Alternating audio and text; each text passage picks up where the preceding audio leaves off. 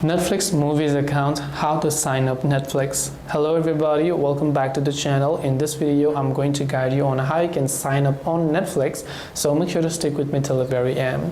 Now, to sign up on Netflix, regarding of whichever devices you use, I would recommend you open your browser instead, because on the browser things are much more easier and more options are available. So open your browser and go to netflix.com, and you just have to choose a certain email address that you want to use over here, and once you've done that, you can simply enter them and tap on the get started option there. Then once you enter get started, here you can see finish setting up your account. Then you can tap on next. The second step would be for you to simply choose a password that you want to. So simply go ahead and then add a password of your choice. Once you add a password, you can just tap on the next option here, and then you'll be able to finish creating your Netflix account. And lastly, obviously, because Netflix is a premium service, you also have to enter your payment details and start your subscription in order to be able to start watching on Netflix.